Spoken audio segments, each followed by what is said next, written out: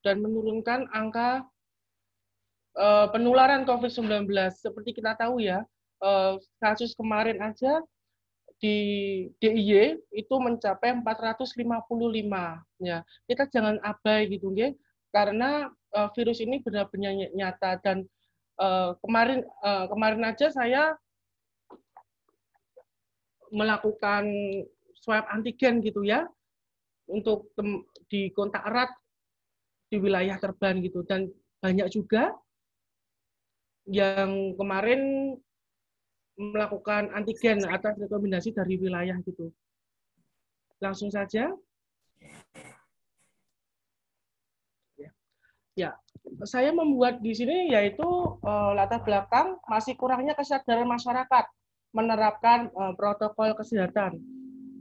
Masih banyak yang belum sadar memakai masker, masih salah menggunakan masker, masih menggunakan masker, masih belum menutup hidung. Nah, ini hal-hal yang sepele akan tetapi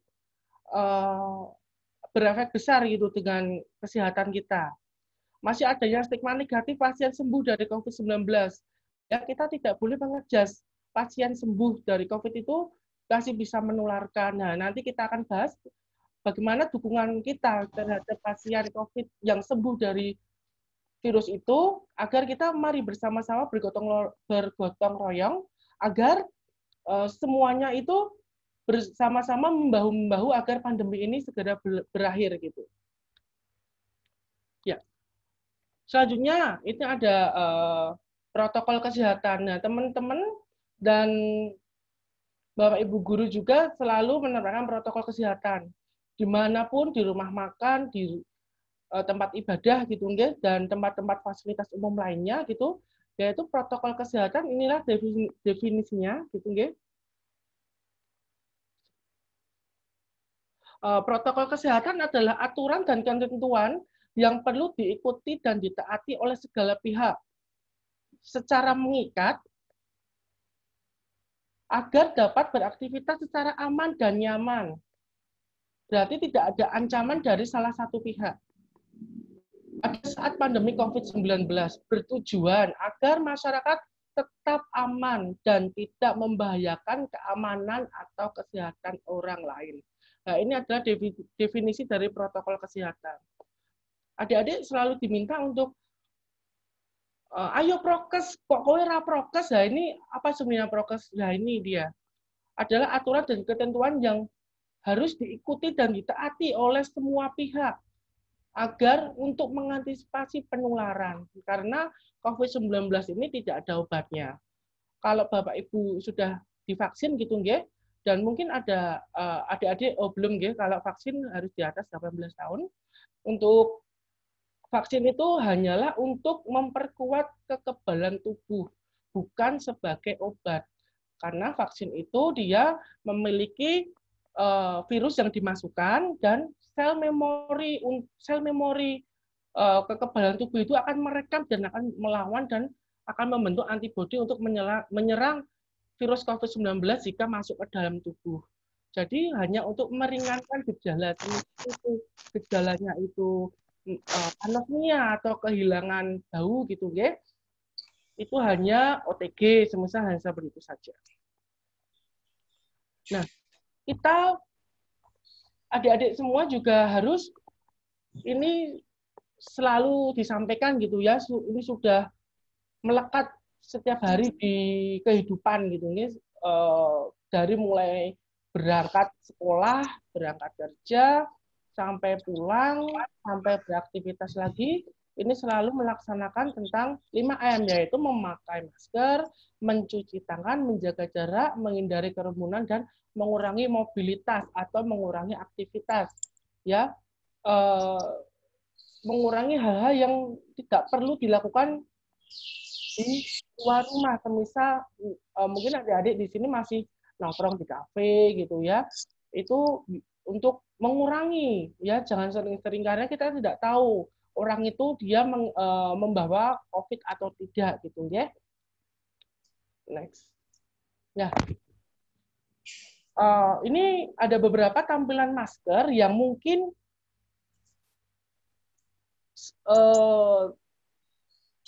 beredar di masyarakat gitu. Ini beberapa masker, yaitu masker N95. Ini masker yang direkomendasikan hanya untuk tenaga medis. Untuk yang ada di lapangan, di bangsal COVID, teman-teman tenaga medis biasanya menggunakan N95. Ya, selanjutnya masker bedah. Masker bedah ini efektivitasnya 80-90%. Untuk masker bedah ini biasanya yang digunakan kayak yang kalau menyebut merek gitu nggih, itu ada One Med, ada Sensi, yaitu merupakan masker bedah gitu. Dan efektivitasnya lumayan besar gitu ya, kalau sangat protap kesehatan gitu. Bisa menyaring debu dan partikel-partikel kecil lembut untuk disaring gitu ya. Untuk efektivitasnya sangat tinggi sekali. Ya. Selanjutnya ada masker berkatup. Ini berkatup yang mungkin teman-teman juga pernah menemui ya, ini ada rongga gitu di salah satu sisinya, tapi itu rentang juga untuk keluar masuk droplet gitu nggih. Selanjutnya masker kain 3 lapis. Nah, ini masker jika ingin agak menghemat gitu ya. Itu masker kain 3 lapis ini efektivitasnya 50-70%. Nah, untuk masker-masker di atas ini yang sampai masker 3 lapis itu maksimal penggunaan yaitu 4 jam, 3-4 jam. Nah, saya merekomendasikan kepada Bapak Ibu dan adik-adik siswi gitu nggih, yang akan melakukan tatap muka sebentar lagi atau akan melakukan pembelajaran gitu nggih, tetapi tetap menunggu dari dinas yang bersangkutan, itu selalu membawa cadangan masker. Ya, kita tidak tahu gitu nggih, masker itu udah kotor atau belum, dan maksimal penggunaan harus cuma 4 jam. Tidak boleh lebih, karena ya itu tadi, kita berpergian kemana-mana setelah sekolah, terus kita ke kantin kita masih ke toilet, dan sebagainya, itu Halo. maskernya sudah kotor sekali gitu. Ya halo, gimana nggih? Sepertinya tadi ke unmute seperti itu Pak Dewo. Monggo dilanjutkan Pak. Ya. Selanjutnya ada masker scuba. Ya, ini masker scuba ini adalah masker yang sekarang tidak boleh dipakai lagi atau tidak direkomendasikan lagi. Karena apa? Karena ya itu tadi, masker scuba hanya 0,5% sampai 5%. Jadi masker scuba tidak boleh dipakai lagi karena dia masih bisa mengeluarkan droplet dari mulut atau air percikan dari mulut gitu, nggih. Dan untuk menyaring menyaring udara dari luar itu masih kurang efisien untuk masker scuba. Selanjutnya buff. Buff ini untuk yang dia kalau naik gunung gitu ya suka pakai buff gitu. Kalau pembalap-pembalap itu pakai buff itu juga tidak direkomendasikan karena masker scuba itu atau buff itu bahannya sama gitu. Jadi tidak efektivitasnya tidak bisa untuk menyaring partikel virus debu dari luar gitu. Dan masker scuba dan buff ini kok mengapa masih diperjualbelikan, kok tidak dilarang gitu ya? Ya itu tergantung dari kebijakan dari pemerintah kota gitu ya. Kemarin sempat kita gitu nggih, itu muter gitu melakukan himbauan kepada masker yang jualan masker scuba. Kita ya tidak boleh melarang gitu nggih, tapi kesadaran kita sebagai konsumen untuk tidak membeli saja gitu nggih, karena mereka juga mencari rupiah gitu. Jadi ya kesadaran saja yang beli gitu untuk lebih selektif membeli barang yang berkualitas untuk protokol kesehatan. Nah, ini yang salah satu yang penting juga gitu nggih. persentase orang yang menggunakan masker maupun tidak, orang yang memakai masker itu sangat rendah di sini tabelnya atau persentasenya bisa dilihat gitu ya. Orang yang tidak memakai masker itu yang satu sakit, yang satu tidak maupun yang tidak sama tidak ini sangat tinggi dan kita tidak tahu gitu ya. Itu orang OTG atau orang yang bergejala tapi tidak sadar bahwa dia COVID. Kita tidak memakai masker ya, kita tidak menjaga jarak gitu nggih. Ini penularannya sangat tinggi gitu. Jika hanya orang saja memakai masker atau salah satu hanya menggunakan masker, itu resikonya sangat tinggi, sampai 70% gitu ya. Terus orang yang sakit itu menengah, ya. Selanjutnya keduanya disiplin tanpa menjaga jarak itu aja masih rendah gitu. Jadi sangat penting sekali untuk menerapkan protokol kesehatan yang itu sangat berurutan, ya, memakai masker, mencuci tangan dan sebagainya itu tadi yang nanti akan kita bahas di belakang.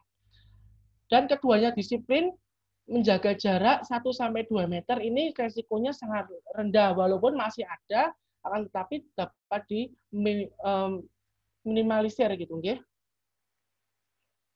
Ya. Ini tadi masker kain yang sering kita pakai gitu. Masker kain ya diklaim dapat menambah keefektifannya dalam menangkal virus ya.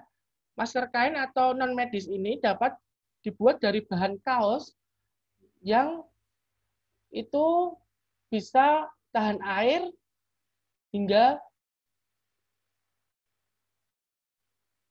4 jam tadi itu tadi ya. Untuk masker kain ini direkomendasikan 3 lapis.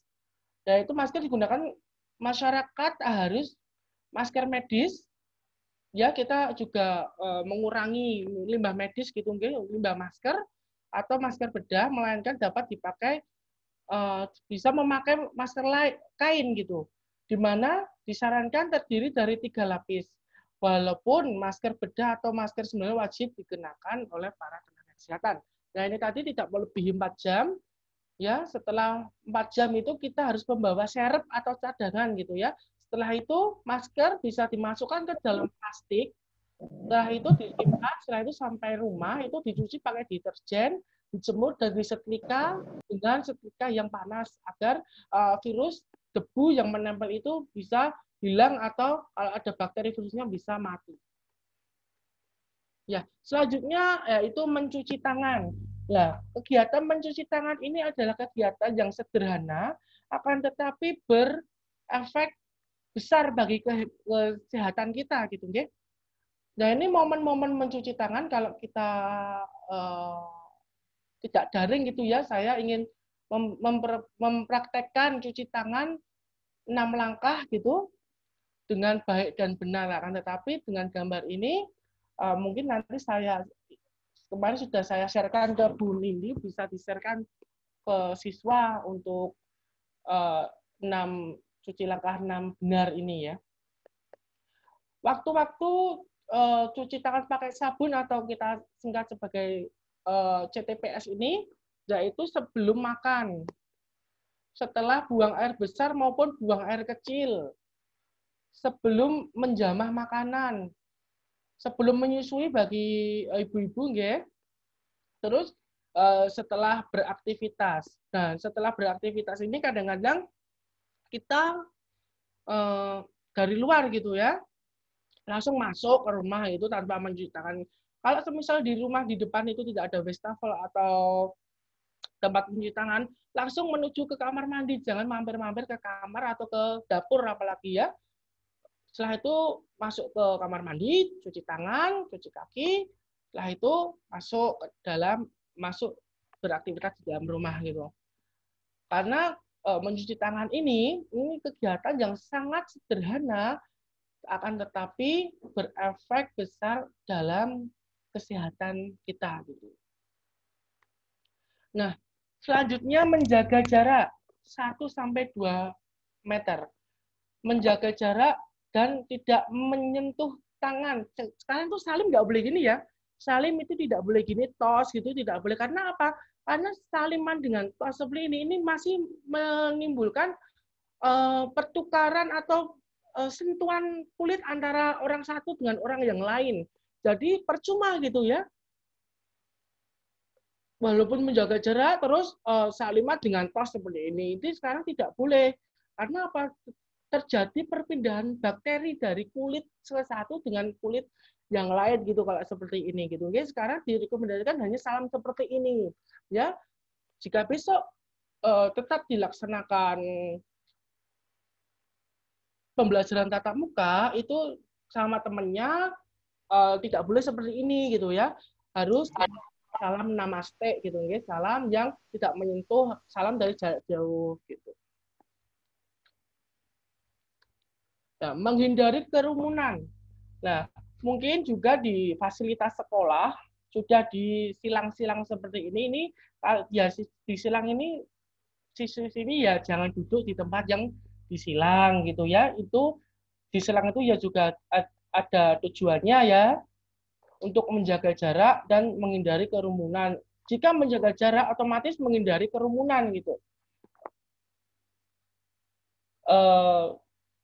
Teman-teman juga di sini sudah banyak sekali menemui yang disilang-silang seperti ini karena itu adalah salah satu dari standar protokol kesehatan yang harus ditaati gitu, oke? Yaitu duduk di tempat yang tidak disilang, ya. Nah, mengurangi mobilitas. Ya, jika setelah aktivitas Zoom pada pagi hari ini mungkin ingin Jumat bersih ya, ingin melakukan aktivitas fisik karena aktivitas fisik direkomendasikan selama sehari itu 30 menit. Ya, agar tubuh tetap fit, imunnya meningkat gitu. Yang pertama adalah bersih-bersih rumah gitu ya. Ada eksperimen gitu ya, resep makanan yang baru gitu. Bisa mencoba-coba gitu ya. Olahraga tanpa alat yaitu dengan workout di dalam kamar gitu ya, di dalam rumah gitu, banyak sekali tutorial di YouTube gitu ya untuk olahraga tanpa alat ini gitu ya. Selanjutnya ada berkebun gitu. Banyak ini mungkin ibu-ibu nih yang suka ada tanaman-tanaman baru gitu ya. Untuk berkebun gitu, berkebun juga nanti juga beraktivitas fisik gitu ya, agar tetap sehat gitu dan mengurangi aktivitas di luar rumah. Kita tidak tahu gitu ya di luar rumah itu apakah orang itu OTG atau orang itu bergejala tapi tidak ngaku, terus dia harusnya isolasi mandiri tapi dia keluar, nah gitu kita semuanya tidak tahu gitu ya. Apalagi kemarin itu saya melihat status teman saya itu, saya prihatin gitu ya, melihat The Conjuring itu di bioskop. Nah, bioskop ini kan penularannya itu di dalam ruangan gitu, ber-AC ya, ruangannya sempit dan kita tidak tahu protokol kesehatannya bagaimana gitu ya. Ya lebih baik nggak usah aja gitu, karena melihat kasus kemarin aja 455 gitu ya. Jangan sampai tenaga medis itu juga kena. Nah, setelah kena, tenaga medisnya entek. Nah, itu siapa yang rawat kan gitu, gitu. Kita harus sadar gitu untuk melakukan protokol kesehatan ini, jangan bosan gitu.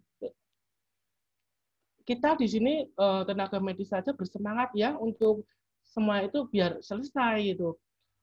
Dan kita bisa berhidup lagi dengan normal tanpa menggunakan masker gitu ya.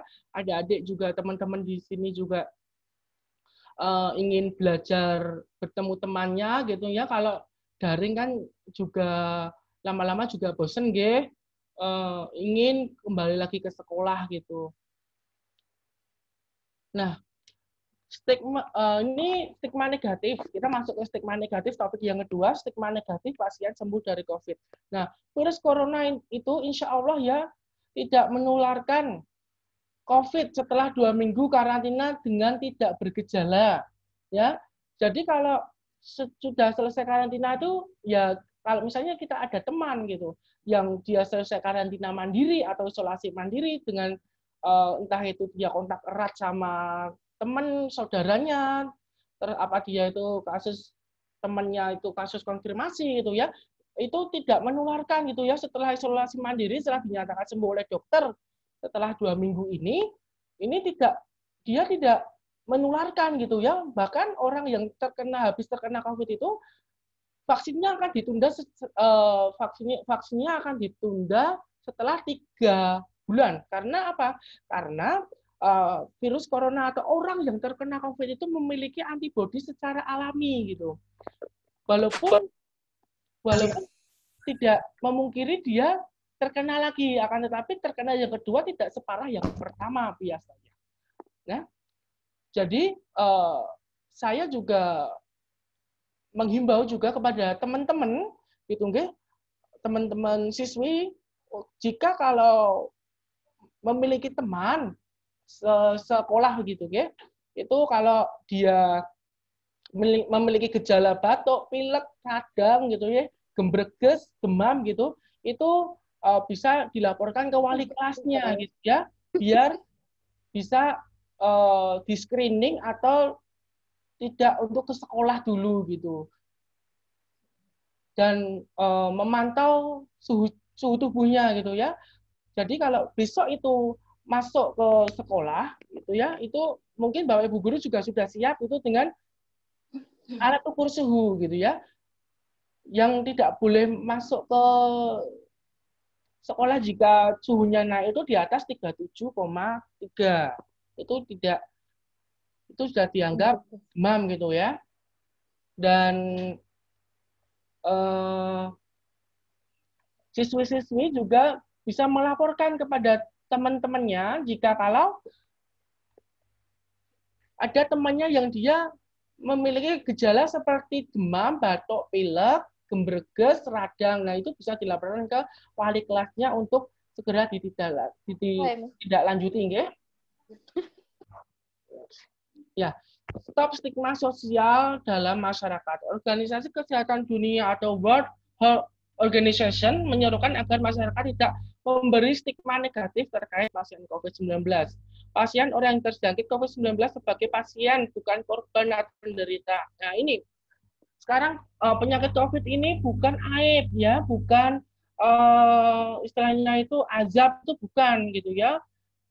Akan tetapi ini sudah penyakit global gitu ya, bukan penyakit sembunyi-sembunyi lagi gitu. Dan kalau semisal di puskesmas fasilitas terdekat itu men-tracing jika ada yang kena atau apa, berkatalah jujur gitu ya, berikan informasi apapun itu, karena itu akan sangat membantu untuk men-tracing virusnya itu sampai di mana aja ya. Tidak menghakimi orang etis daerah sebagai penyebar. Kita nggak boleh gitu ya.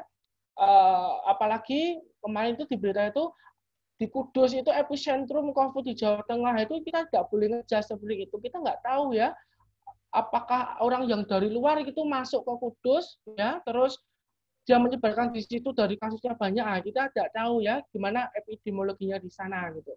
Atau epidemiologi itu bagaimana penyebaran penyakit di sana itu yang sebenarnya gimana gitu ya. Beri semangat dan dukungan bagi siapa saja yang terdampak ya. Ya, ini sudah banyak diterapkan di kampung-kampung gitu ya, di kota juga sudah diterapkan dengan cara jika ada yang kena gitu, mereka membuat dapur darurat gitu ya, bekerja bakti, sengkuyung bersama-sama agar cepat sembuh pandemi ini selesai gitu dengan cara bergotong royong gitu nggih. Terus tidak membagikan berita bohong atau informasi yang tidak jelas kebenarannya. Nah, ini masih banyak juga, kemarin saya juga ketemu gitu nggih sama bapak-bapak gitu bilang COVID nggak ada, COVID itu hanya konspirasi atau apa gitu, enggak ya, itu nggak boleh seperti itu gitu.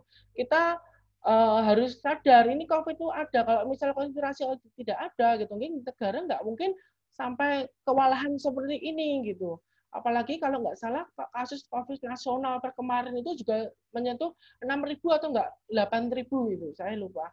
Nah, ini akibat dari dampak dari libur Lebaran ya. Berbanyak informasi yang tepat seputar COVID-19.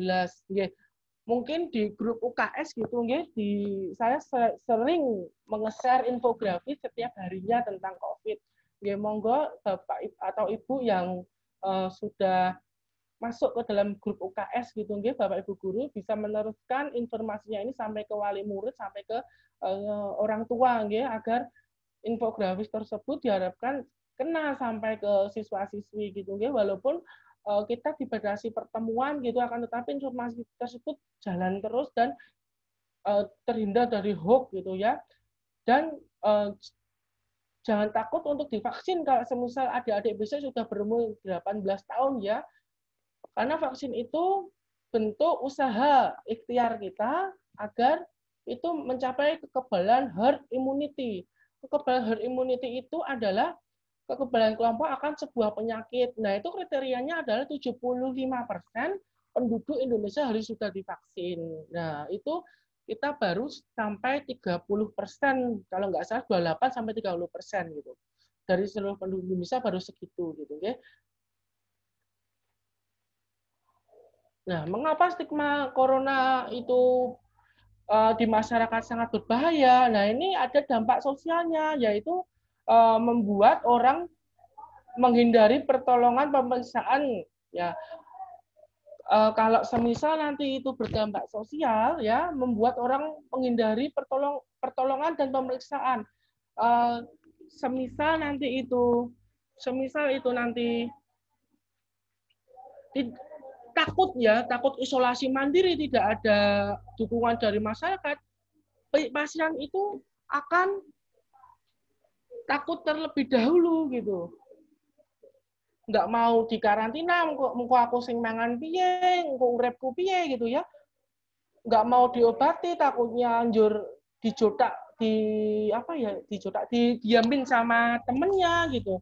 Itu nggak boleh seperti itu. Kita harus bergotong royong bersama-sama untuk agar pasien itu bersemangat gitu, sistem imunnya naik, sembuh gitu. Membuat orang patah semangat yang tadi saya sampaikan tadi.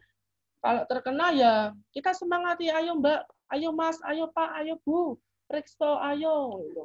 Kita bersama-sama gitu ya. Kita bersama-sama bergotong royong agar sembuh gitu. Kita tetangga itu harus saling menguati. Temannya ada yang kena itu, kayak kena loh, ojo dolan sik kok, ya memang kita nggak boleh ketemu dulu kan, tapi dukungan secara moral, secara semangat itu harus tinggi, harus membesarkan hati teman sebayanya, teman sejawatnya untuk bersemangat menghadapi virus gitu ya. Membuat wabah penyakit sulit dikendalikan. Nah ini kalau yang membuat wabah penyakit ini sulit dikendalikan, ya kan yang pertama dia sudah takut dahulu karena menghindari pertolongan atau menghindari tindakan medis.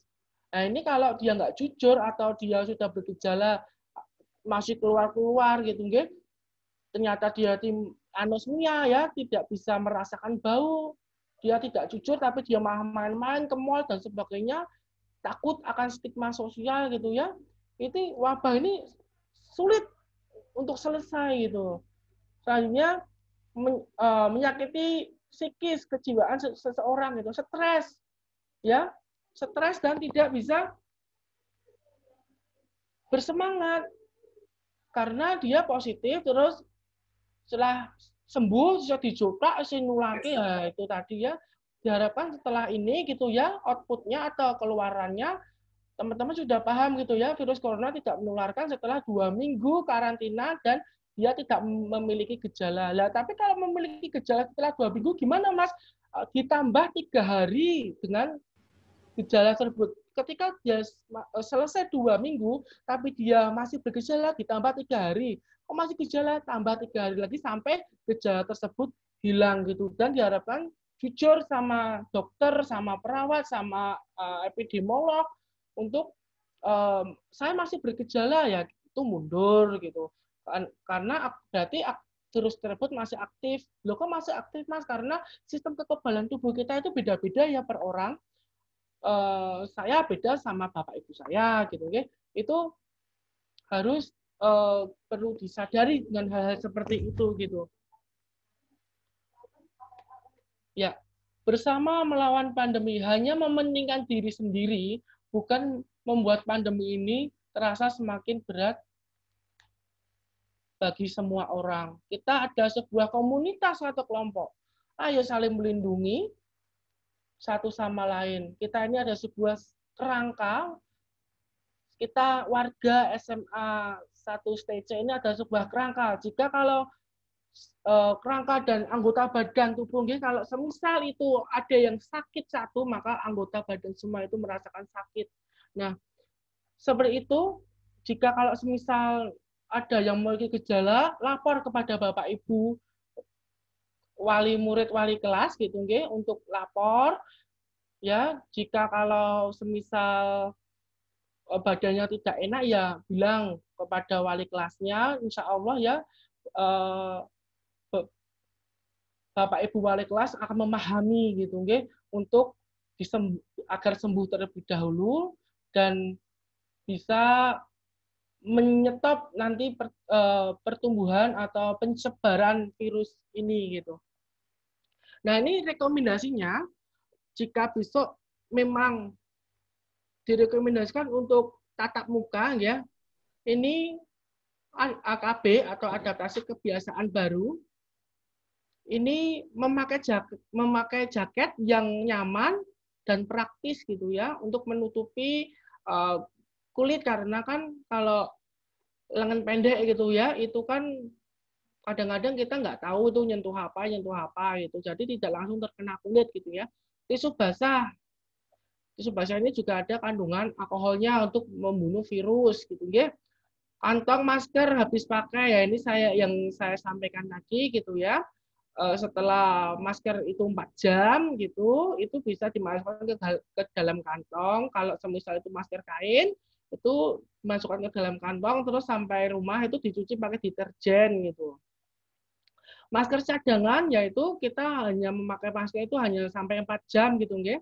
Sampai 4 jam, nah itu diganti gitu nggih. Kalau kita nggak tahu, kalau cuma bawa masker satu, kita nyantol ke itu ya pakai konektor atau pakai apa gitu, nyata jebat gitu ya, putus talinya gitu. Itu ada masker cadangannya gitu. Dan nggak boleh ya pakai yang itu apa, rantai itu yang dikalungkan seperti ini tuh nggak boleh ya sebenarnya, karena kalau misalnya itu dilepas gitu ya, itu kan mengenai baju. Nah, nanti bajunya itu kan kotor.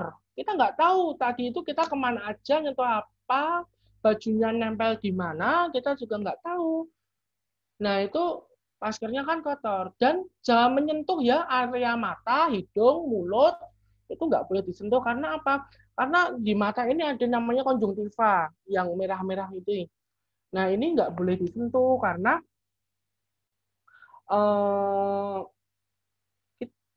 kita nggak tahu ya kita pegang apa gitu. Kalau misalnya itu ini disentuh gitu ya, nanti virus itu bisa masuk lewat situ gitu. Terus pakai alat bantu buka pintu ini, menurut saya ini saya buka pintu itu ya pakai tisu basah itu juga nggak apa-apa. Kalau nggak pakai siku diginikan kan juga bisa gitu ya, tidak harus pakai ini gitu. Semprotan disinfektan. Nah, disinfektan ini kalau semisal teman-teman buka pakai itu ya, semprotan itu plum, botol plum untuk bekas hand sanitizer itu bisa menggunakan Wipol dimasukkan gitu ya. Terus dikopiok gitu pakai plum itu untuk diinfektan. Besok ketika di sekolah itu pakai seperti itu, disemprot mejanya, dilap pakai tisu gitu. Sabun cair ya, bawa hand wash pribadi gitu ya, karena kadang-kadang di tempat umum itu sabun itu nggak ada, hanya wastafelnya saja ya. Kemarin saya itu juga menemui seperti itu gitu, nggih, sabun cair. Terus juga di sekolah juga mungkin juga disiapkan ya wastafel banyak untuk mencuci tangan gitu. Jika kurang mantep gitu ya pakai sekolah, ya bawa sendiri gitu. Tapi sekolah tetap menyediakannya. Helm pribadi untuk pengguna Gojek ini nggak usah. Masker, tisu kering, alat ibadah pribadi, hand sanitizer. Nah, ini hand sanitizer ini hanya digunakan untuk jauh ketika jauh dengan sumber air gitu. Menggunakan hand sanitizer. Menggunakan kantong belanja, alat makan pribadi, dan botol minum pribadi. Nah, ini yang harus dilakukan ketika sudah di sekolah gitu ya. Menyediakan sarana cuci tangan dan hand sanitizer. Menganjurkan menerapkan hidup bersih dan sehat. Berolahraga, beraktivitas fisik, berjemur di pagi hari gitu ya. Menganjurkan warga sekolah mengenakan masker dan menjaga jarak. Rutin membersihkan lingkungan dan penyemprotan desinfektan. Melaksanakan pembelajaran secara daring atau online karena kasus kemarin aja udah 455 ya. Kita nggak tahu nih hari ini berapa ya, belum keluar gitu ya untuk kasus per hari ini. Screening suhu tubuh terhadap tamu yang masuk ke sekolah, termasuk siswa-siswi, Bapak Ibu guru yang baru masuk ke lingkungan sekolah, screening suhu. Jika kalau suhunya itu lebih dari 37,3 itu diharapkan untuk istirahat di rumah saja gitu, oke. Menghindari persentuhan fisik. Ya, menghindari persentuhan fisik yang tadi tidak boleh berjabat tangan. Ya. Ya, terima kasih. Mungkin itu saja yang bisa saya sampaikan. Jika kalau semisal nanti ada pertanyaan, bisa langsung chat di kolom atau langsung open mic gitu ya. Ini gimana ya caranya? Bentar, Bu. Oke, terima kasih Pak Dewo. Bisa selesaikan, hentikan presentasi, Pak? Iya, Bu. Oke. Biasanya ada di bagian atas, Pak. Ya, stop share. Betul. Oke, terima kasih Pak Dewo. Sangat menarik. Tapi Ibu mau tanya coba, sudah kangen belum dengan pembelajaran tatap muka di sekolah? Sudah kangen untuk berangkat ke STJ belum? Ayo, banyak yang mengangguk-anggukkan kepala nih langsung kan. Oke, nah itu beberapa informasi terkait kita untuk persiapan tatap muka seperti itu. Nah, oke, Ibu buka sesi untuk tanya jawab. Silahkan yang ingin bertanya, boleh di unmute. Oke, siapa yang mau bertanya? Silahkan. Penting loh ini untuk persiapan kita, katanya pengen kangen untuk tatap muka seperti itu. Oke, adakah yang ingin bertanya?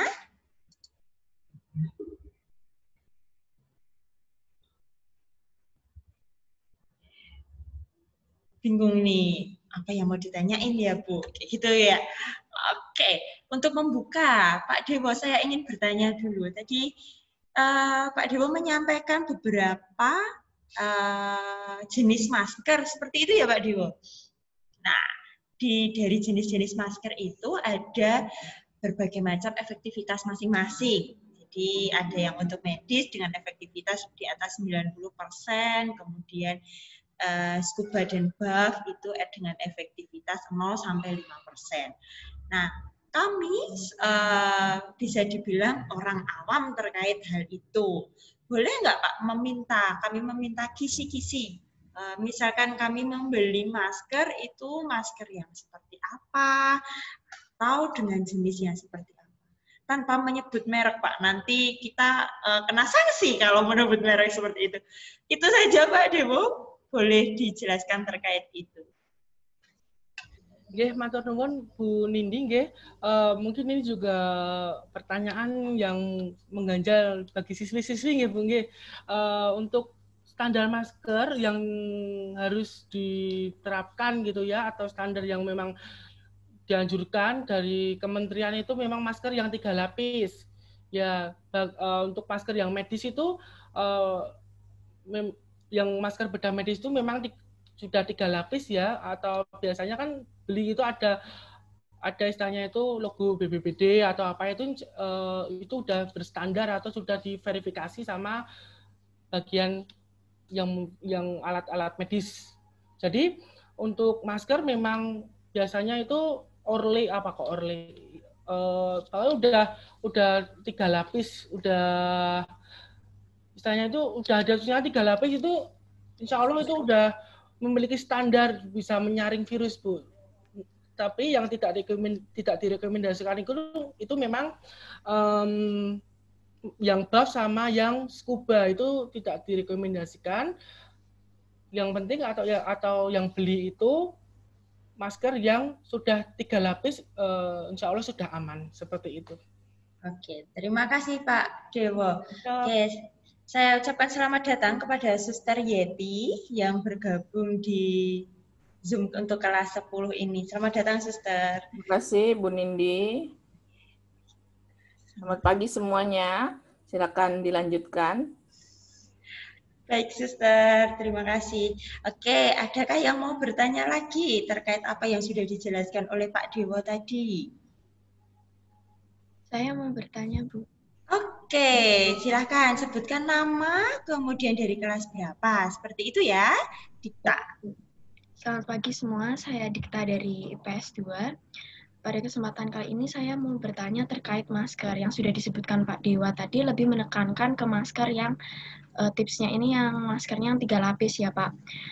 Saya pernah baca artikel di mana menyebutkan selain 3 lapis itu perlu yang maskernya ada kayak yang bisa giniin di hidung tuh loh Pak, yang ada besinya gitu. Nah, sedangkan yang kita lihat sendiri di masyarakat tuh kebanyakan orang-orang pada pakainya yang dakbil, yang mungkin sedang tren. Nah, itu tuh aman juga nggak sih Pak? Karena kan katanya ada juga yang bilang harus yang yang menekuk ke arah dalam ke bagian hidung tuh loh Pak. Nah, sedangkan dakbil sendiri itu menurut saya tipis dan tidak ada si besinya itu Pak. Nah, itu bagaimana Pak? Amankah? Atau sebaiknya yang 3 lapis dan ada si besinya itu? Maaf, saya nggak tahu itu namanya apa. Kawat ya Pak? Apa sih? Nggak tahu ya, saya. Ya. Sekian. Terima kasih. Ya. Dari Mbak Dikta ya? Iya Pak. Ya, makasih Mbak Dikta. Ini sangat informatif sekali gitu, nggih. Dan mungkin teman-teman di sini pernah memakai dakbil gitu ya, karena tren gitu ya, fashion gitu. Nah, saya pribadi belum pernah memakai dakbil ya, karena memang itu kok yang ditutup itu cuma yang area sini aja gitu ya, area mulut dan hidung akan, tetapi kan ini kan harus nyebar sampai sini gitu. Kalau yang 3 lapis itu, kalau dakbil itu kan cuma sampai mulut dan hidung gitu gini nggih. Ya, itu menurut saya sih daripada kita bingung gitu atau kita bimbang, ya daripada mengikuti fashion akan tapi kita bisa berisiko kenapa-kenapa, ya menurut saya itu nggak usah dibeli kalau kita bimbang gitu ya. Tapi tetap kami merekomendasikan itu masker yang 3 lapis yang beredar di masyarakat. Kalau dakbil itu kan kalau saya rasa hanya menutupi hidung dan mulut saja. Jujur, saya pribadi aja belum pernah memakai dakbil gitu. Gitu Mbak. Mungkin paham nggih? Berarti tidak terlalu disarankan ya Pak menggunakan dakbil? Ya, kalau saya pribadi itu Mbak. Tapi kalau nggak tahu kalau pandangan yang lain, kalau saya pribadi sih, saya belum pernah memakai dan saya pernah memegang punya teman saya itu, beli itu kok tipis gitu, kok pinggirnya itu tuh nggak ada lapisannya pelindung gitu, dan lebih amannya ya nggak usah dibeli, belinya yang biasa saja kan, tetapi aman untuk dipakai seperti itu Mbak. Maksud saya yang aku mau tanya yang tentang si kawatnya itu tuh emang diperlukan banget untuk selain butuh 3 lapis dalam masker, itu diperlukan juga nggak sih yang masker ada ya, kawat? Untuk kawat kan hanya untuk mengancing saja Mbak. Tapi kalau udah rapat itu nggak usah pakai kawatnya, nggak apa-apa. Sebenarnya kalau kawat itu hanya berfungsi seperti itu untuk mengancing agar semakin rapat gitu. Tapi kalau maskernya itu udah rapat gitu ya, maksudnya itu udah menutup rongga dan nggak ada celah udara, itu nggak usah pakai kawat, itu juga nggak apa-apa. Kalau kain-kain seperti itu kan sudah rapat juga, nggih. Oke, Pak. Terima kasih. Ya, siap.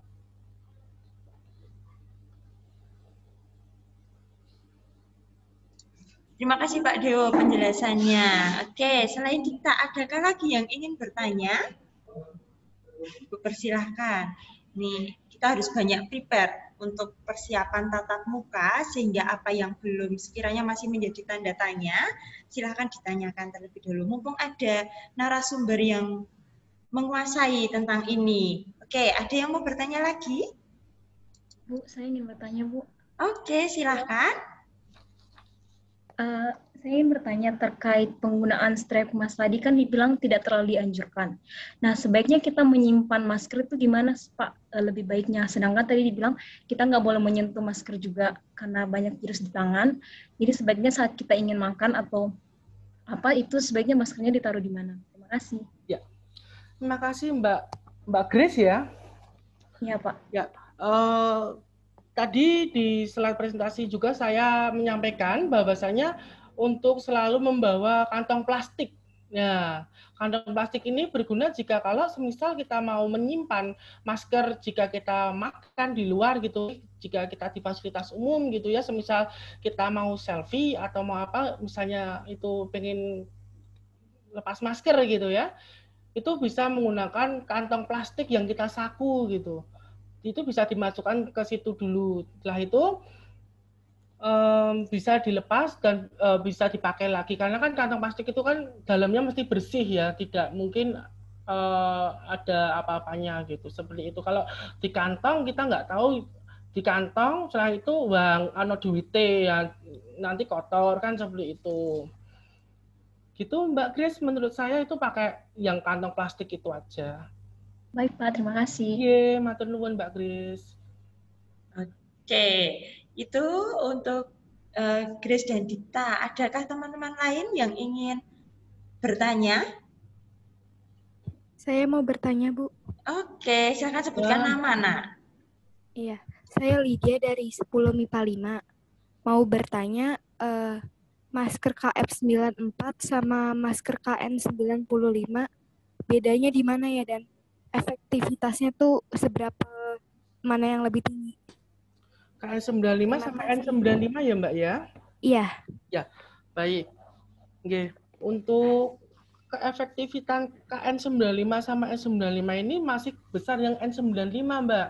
Karena N95 ini hanya digunakan untuk nakes tenaga medis yang itu hanya diperuntukkan untuk yang di lapangan ketika menangani COVID, itu di bangsal COVID, di shelter dia memakai N95. Kalau KN95 ini kan dijual bebas gitu nggih.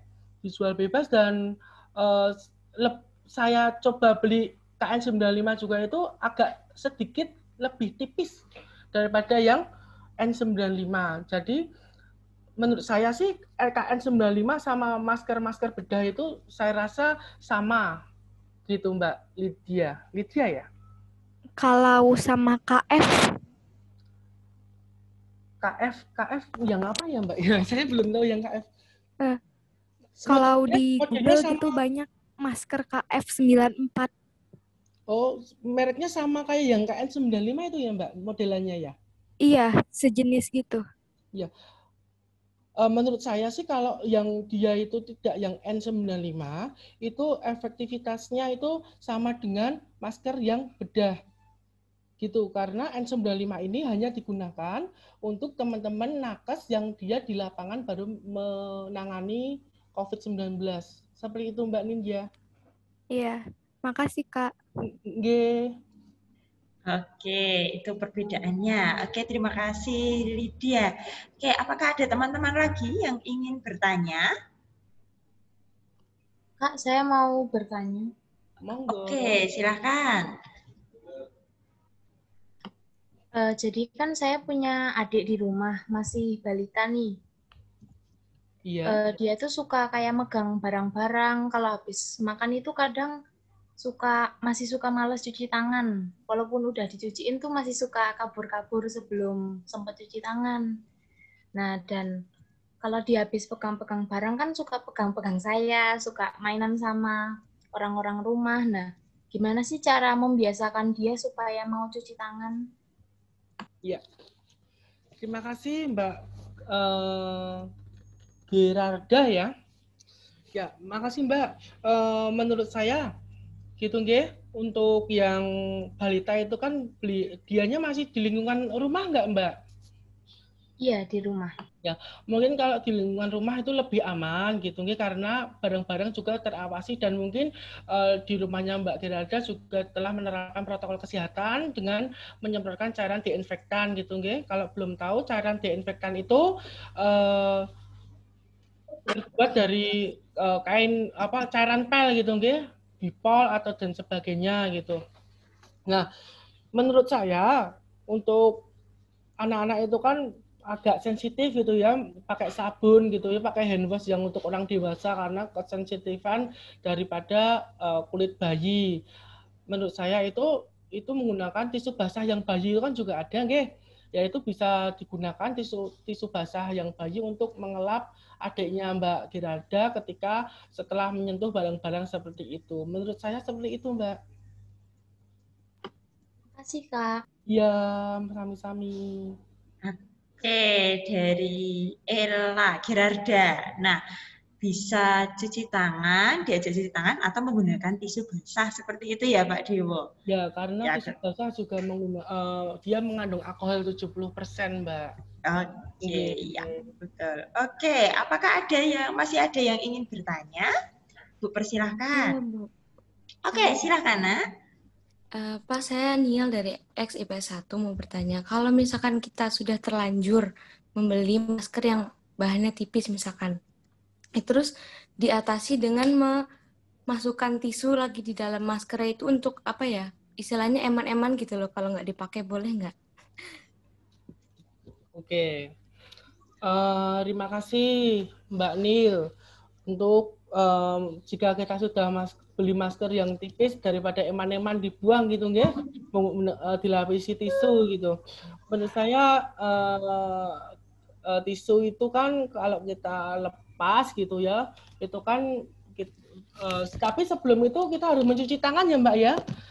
Karena kan kita lepas itu kan kita bersentuhan dengan tisunya, jangan sampai tangannya reget, makai apa gitu, memegang tisu buat mulut. Nah, itu kan jadi masalah baru nanti. Nah, menurut saya itu nggak apa-apa, nanti dilapisi tisu 3 lapis gitu ya. Terus ditempelkan, karena juga banyak di masyarakat juga seperti itu, tapi untuk evidence base sendiri, untuk evidence base dan untuk kajiannya itu kok saya belum menemukan gitu nggih.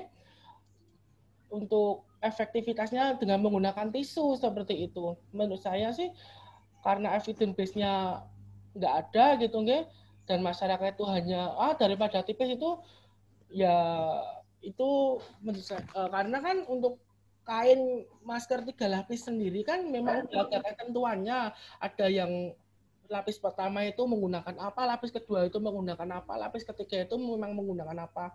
Kalau tisu terus kan, tisu kan itu kan lapisannya sama semua ya, seperti itu. Kalau menurut tren di masyarakat sih, dan itu daripada tidak menggunakan masker, plong-plong bolong los gitu, menurut saya nggak apa-apa sih, Mbak Nil. Iya. Yang mau Mbak Nil. Mbak siapa tadi? Iya kan? Oh, benar Pak. Ya, betul Pak, betul. Teman kita Niel. Oke, terima kasih.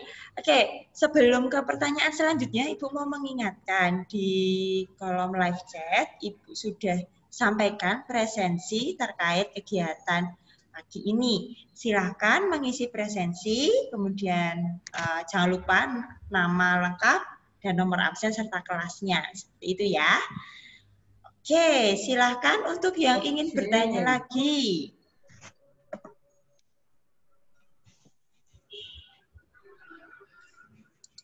Adakah yang ingin bertanya lagi? Kayaknya seru nih ngobrolin masker seperti itu ya, hanya sebatas masker, tetapi kayaknya lebih asik. Ya, menarik sekali. Oke, ada yang ingin bertanya lagi?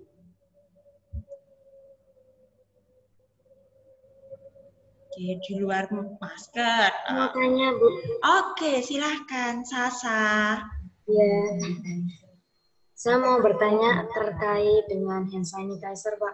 Apakah hand sanitizer itu bertahan berapa lama gitu loh, Pak? Maksudnya berapa jam atau berapa menit gitu untuk kebersihan tangan? Oke. Ya. Terima kasih Mbak Sasa telah bertanya tentang hand sanitizer. Ya, hand sanitizer itu efektif ketika kandungan alkoholnya mencapai 70% ya Mbak ya.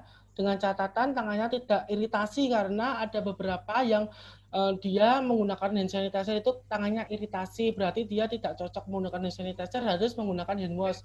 Untuk keefektifannya sendiri, ketika itu kita menggunakan hand wash berarti tangan kita steril. Selama tangan kita steril itu tidak menyentuh apa-apa, itu insya Allah masih aman. Tapi kalau kita sudah hand sanitizer terus nanti pegang apa-apa, mek-mekan apa-apa seperti itu dia sudah nggak steril lagi seperti itu Mbak Sasa. Terima kasih, Pak. Ya, tapi memang aktivitasnya memang menggunakan hand wash ya, atau mencuci tangan dengan air mengalir. Iya, Pak. Terima kasih ya, Pak. Oke, lebih utama cuci tangan begitu ya, Pak? Ya, kalau dekat. Mengalir hand wash, hand sanitizer digunakan hanya ketika tidak ada sumber air terdekat. Gitu.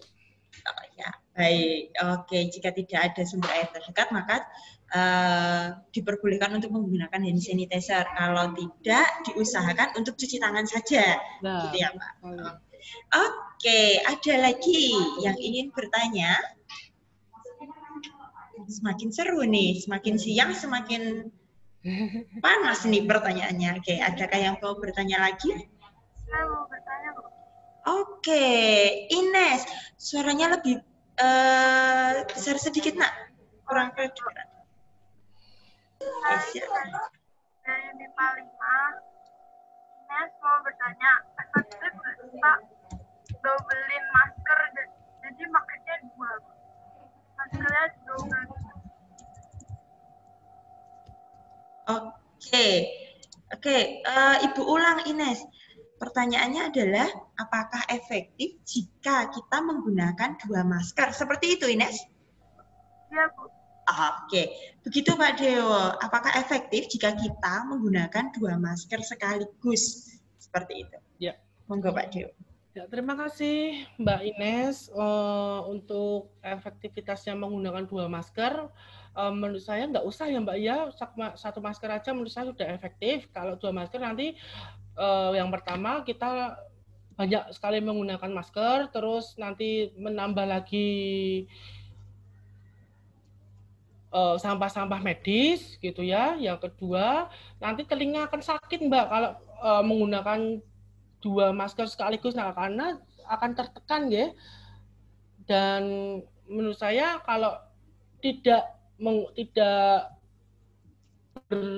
ketemu langsung dengan pasien COVID atau orang yang kena COVID, tidak usah memakai 2 masker. Tapi kalau diharuskan memakai 2 masker itu hanya digunakan untuk ketika keadaan yang darurat atau yang memungkinkan, seperti kita lagi swab antigen gitu ya, kita sesak menggunakan N95 itu menggunakan 2 masker nggak apa-apa. Tapi kalau tidak ada indikasi apa-apa memakai 2 masker, memakai 1 masker saja menurut saya itu sudah nggak apa-apa.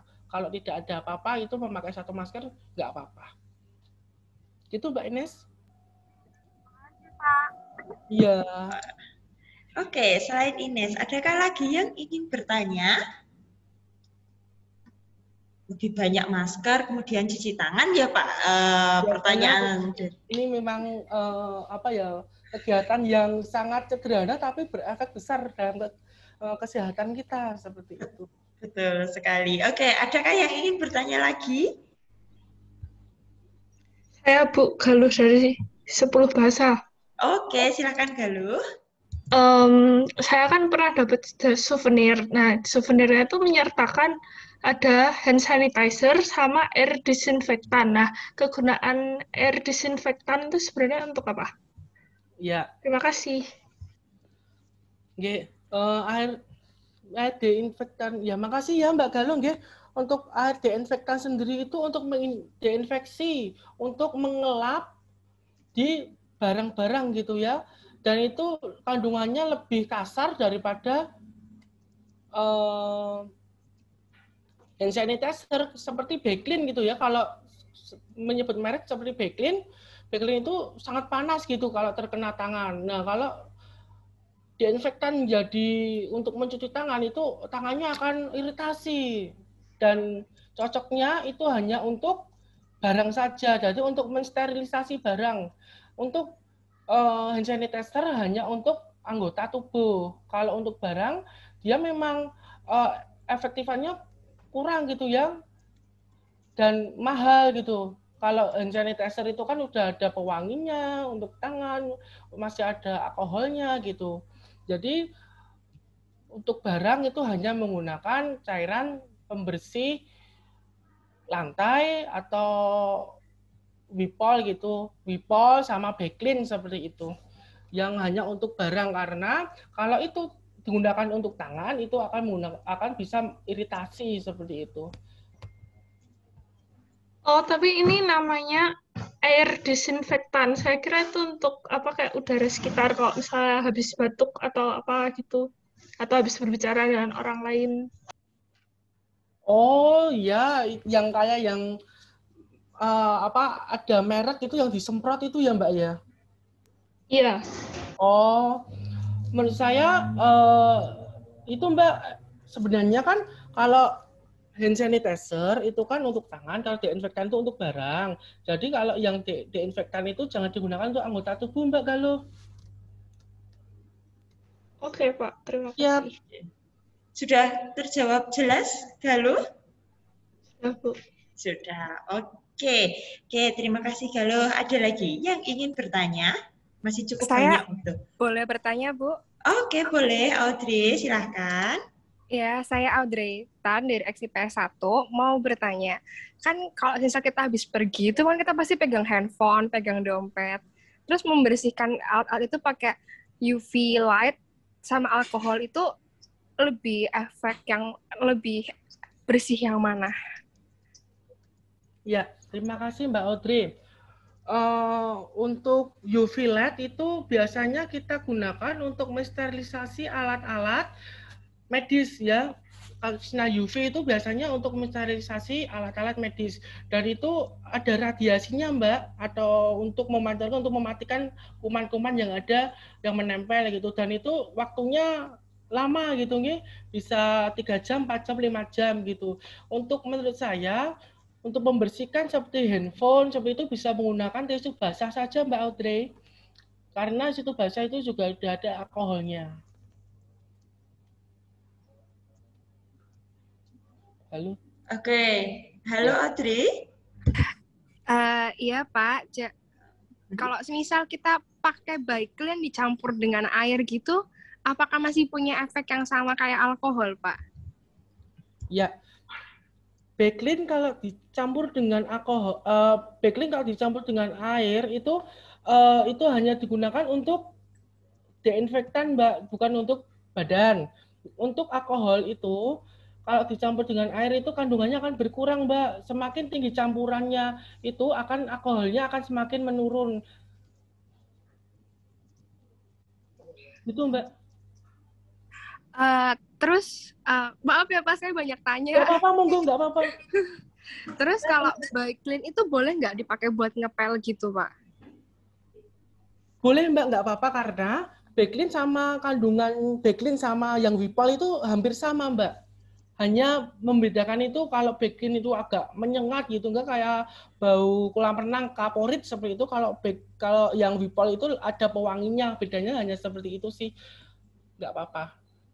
Untuk lantai nggak apa-apa, tapi jangan untuk anggota badan ya. Kalau mungkin Mbak Audrey pernah mencuci baju gitu ya, itu kalau kena Baclean itu tangannya akan panas seperti itu. Baik Pak, terima kasih banyak ya Pak. Oke, sudah terjawab semua Audrey terkait boleh nggak pakai Baclean, kemudian tadi kalau tidak salah di awal membersihkan handphone atau barang-barang itu pakai UV light atau alkohol gitu ya? Iya, Bu, betul. Oke, berarti bisa menggunakan tisu basah saja karena barang-barang kecil gitu. Gitu ya, Pak Dewo dan Audrey. Oke, ada lagi yang ingin bertanya, semakin seru nih. Oke, silakan yang ingin bertanya. Selanjutnya. Apakah masih ada yang ingin bertanya? Saya boleh nanya lagi nggak sih, Bu? Boleh, silakan, masih ada waktu. Kan tadi Pak Dewa ngomong kalau nyimpen masker di plastik, benar nggak Pak? Iya. Nah, sedangkan sekolah kita ini kan sangat, kalau bisa tuh anti banget sama plastik nih Pak. Iya. Kan harus mengurangi plastik. Nah, toh sama-sama dipegang nih Pak saat dimasukkan. Kenapa nggak lebih ke yang pakai strap mask gitu Pak? Saya paham sih emang kalau masker itu nggak boleh dipegang-pegang gitu kan Pak. Tapi jujur dari pribadi saya itu agak ribet kalau masker itu nggak disentuh gitu loh Pak, nggak disentuh bagian depannya. Kan saya juga lihat cara membuka masker kan dari yang si tali di kupingnya itu nggih Pak. Ya, benar sekali. Pasti kalau aku pribadi pasti kalau nggak sengaja itu megang area depannya, entah yang gatel, entah yang bersin nggak sengaja nutup, padahal kan udah ketutup masker. Nah, sama-sama dipegang nih Pak saat dimasukkan plastik sama pakai strap mask. Kenapa nggak kita taruh di tempat yang lain yang memang nggak perlu plastik gitu loh Pak? Misalnya saja bawa di tas itu bisa tetap taruh di tas, tapi pakai tempat lain gitu loh Pak. Atau dilapisin tisu gitu Pak. Misalnya kita taruh meja nih Pak, tapi di meja itu kita taruh tisu dulu, baru masker. Nah gitu bisa nggak sih Pak? Maksud saya biar nggak harus pakai plastik gitu loh Pak. Ya. Dan ribet juga kan kalau kemana-mana harus bawa plastik itu Pak. Ya, terima kasih Mbak Dikta. Menurut saya ya, untuk penggunaan plastik itu bisa ketika hanya satu hari itu hanya menggunakan misalnya 2 plastik gitu ya. Misalnya dibedakan ya plastik yang bersih sama yang kotor seperti itu kalau bisa menggunakan plastik, dan itu kan tidak gonta-ganti plastik ya. Misalnya kalau yang bersih yaitu untuk masker yang bersih terus, kalau semisal itu masker yang kotor itu yang kotor atau yang mau dibuang. Kalau panjenengan punya kantong yang bukan plastik apa yang bahan furing seperti itu malah nggak apa-apa Mbak. Itu kan memang untuk menghindari plastik juga. Jadi menurut saya kalau yang di meja itu menurut saya jangan Mbak, karena itu kan tempatnya kotor, walaupun dilapisi tisu itu menurut saya jangan. Tapi kalau dimasukin ke tas tapi ada tempat tersendiri untuk menyimpan maskernya menurut saya nggak apa-apa. Tapi harus dibedakan dengan barang-barang yang lain memang khusus masker ya Mbak, karena kan itu masker itu kan juga barang kotor gitu ya. Kalau ketika sudah 4 jam itu kan harus memang dibuang. Kalau semisal mau makan apa-apa nanti kalau semisal ingin dilepas itu disediakan tempat khusus yang hanya untuk masker saja. Menurut saya seperti itu sih Mbak.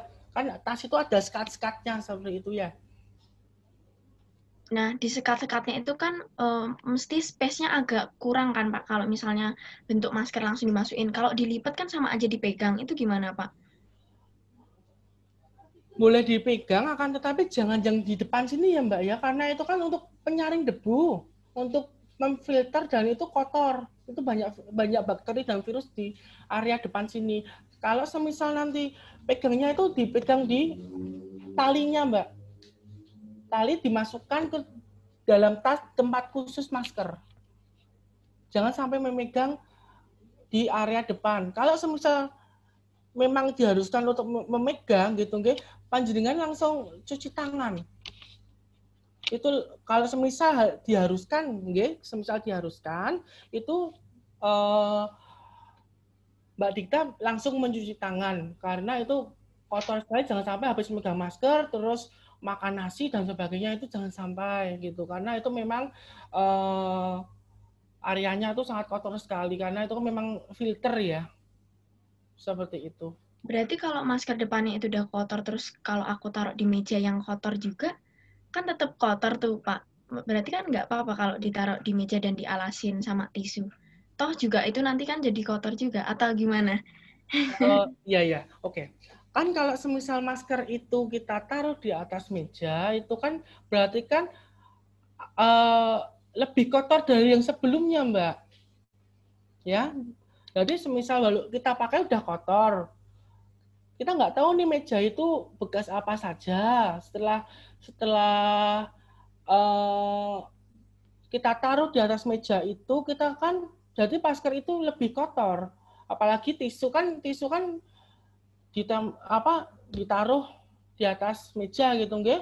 Kita nggak tahu meja itu tuh ada apanya, kan kita nggak tahu nih histori mejanya itu tuh dipegang sama siapa aja, terus kontaknya meja itu sama siapa aja gitu. Lebih baik ditaruh di tempat yang itu memang kita tahu gitu. Semisal di tas atau dia ditaruh di bahan yang furing tadi, Mbak. Jadi kalau semisal masker itu tadi memang ditaruh di meja, itu berarti maskernya jauh lebih kotor dari kita pakai dong, Mbak. Walaupun dialasin apapun ya, Pak. Jujur kalau aku sendiri nggak nyadarnya tuh biasa naruh naruh HP di meja. Nah, di atas HP itu maskerku. Nah, gitu nggak boleh ya, Pak? Nggak boleh, Mbak. Apalagi kan nanti Mbaknya megang HP, terus maskernya itu masker yang baliknya yang kotor gitu, nggih. Itu menurut saya jangan, Mbak. Soalnya memang meja itu nggak tahu historinya gimana, walaupun dialasi tisu bersih gitu, nggih, menurut saya jangan. Lebih baik di tempat khusus, walaupun itu udah kotor, kita taruh di kotor, berarti kan lebih kotor gitu ya. Oke, Pak, terima kasih. Oke, kita kayaknya pengalaman pribadi ya kita sering kayak gitu ya, nggak sengaja ditaruh, kemudian ya udah nanti dipakai lagi gitu ya, kita nggak sadar. Udah bersih nih, ternyata kan penjelasan Pak Dewa kotor. Iya, betul sekali. Kita tidak sadar bahwa ada kotoran di sekitar kita, seperti itu ya. Oke, itu kemudian terima kasih Dita. Kayaknya lebih lebih jelas ya kita terkait bagaimana teknis-teknis sederhana, tetapi kita tidak sadar seperti itu. Oke, masih ada waktu kita sampai pukul 10 begitu. Masih ada sekitar 30 menit. Apakah masih ada yang ingin bertanya? Saya tanya lagi boleh nggak, Bu? Oke, silakan Audrey. Jadi kan kalau misalnya kita pergi makan ke tempat makan gitu, kita selalu semprot antis atau enggak apapun itu ke meja buat membersihkan. Kayak gitu tuh kayak ada efektivitasnya nggak sih? Atau cuman buang-buang aja kalau kayak gitu? Ya. Oke. Menurut saya ya Mbak ya, itu tetap ada aktivitasnya. Karena kita menyemprotkan cairan kimia untuk membunuh bakteri dan virus di atas meja tersebut. Kita nggak tahu kan tadi meja tersebut kita digunakan oleh siapa saja, apakah orang itu batuk, pilek, flu atau gimana, kita juga nggak tahu. Terus itu dia ngomong, terus ada droplet yang keluar, air, misalnya ngobrol gitu ya, ada droplet yang keluar, air keluar dari mulut, itu juga kita nggak tahu. Menurut saya untuk menyemprotkan cairan desinfektan ketika kita bawa gitu ya, itu sangat berguna Mbak, agar kita lebih yakin juga kalau itu tempat sudah bersih. Kadang-kadang kalau di restoran itu saya lihat itu cuma dilap gitu aja. Kadang-kadang saya juga bawa juga kok itu cairan desinfektan itu saya buat sendiri pakai cairan pel itu saya semprotkan terus saya lap pakai tisu saya sendiri. Baik Pak, ada satu pertanyaan lagi boleh ya Pak? Boleh, monggo. Misal nih Pak, kita pagi-pagi pakai masker medis gitu kayak sensi segala macam, tapi cuma dipakai 5-10 menit Pak, terus kita pulang, maskernya ditaruh, kita pakai siang lagi itu boleh nggak Pak?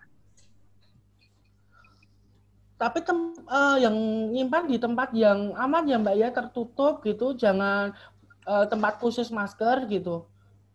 Iya, disimpan rapat gitu dalam plastik gitu nggak apa-apa, Pak? Nggak apa-apa menurut saya, kalau durasinya tidak lebih dari 4 jam, Mbak. Oh. Oke, baik Mbak. Makasih banyak ya, Pak. Ya, tapi dilihat ya Mbak ya, 5-10 menit itu kemana aja gitu, 5-10 menit, tapi menemui orang COVID ya dibuang, Mbak. Iya, Pak. Siap. Nah. Kembali ketemu siapa, kemudian kondisinya sebelumnya seperti apa, begitu ya Pak Dewo? Ya, dilihat historinya, walaupun 5-10 menit, tapi hanya kita ngasih bantuan sama orang COVID, ya harus dibuang dong.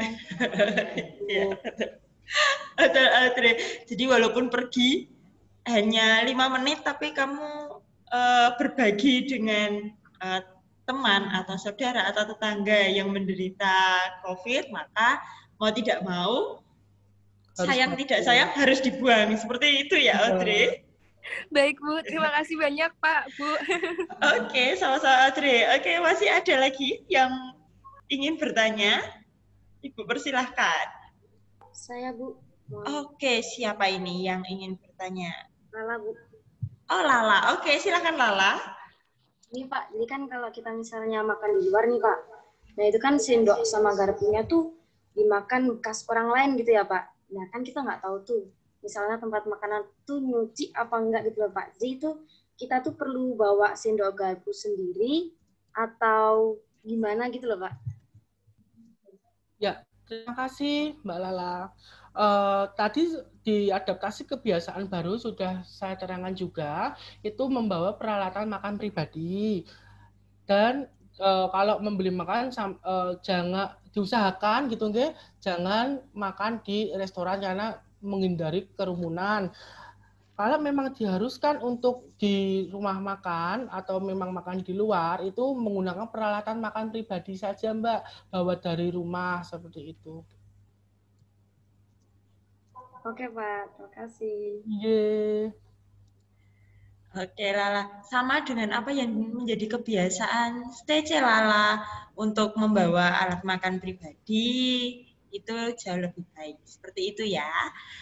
Oke, ada lagi yang ingin bertanya? Bu, mau nanya lagi boleh? Oh, boleh nih ya, masih ada waktu kok, silahkan. Terima kasih Bu.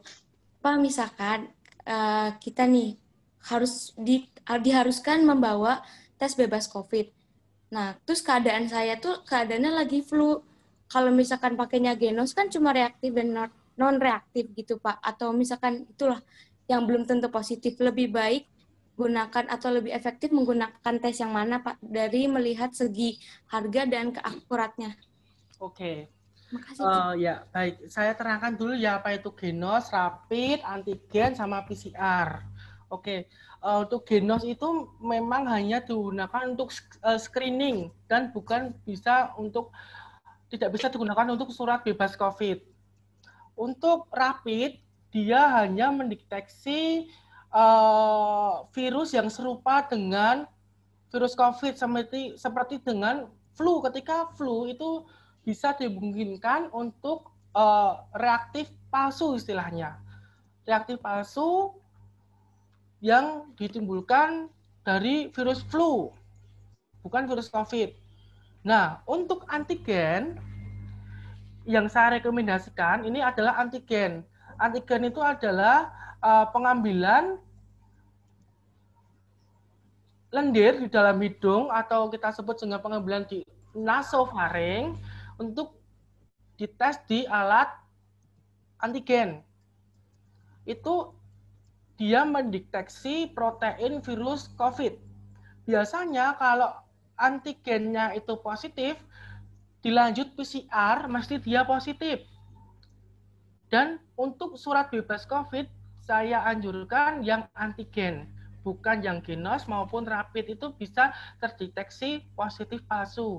Teman saya kemarin itu dia positif palsu Genos karena 1 jam sebelum tes itu tidak boleh makan, tapi dia makan bakso. Nah, dia positif palsu. Jadi genosnya positif.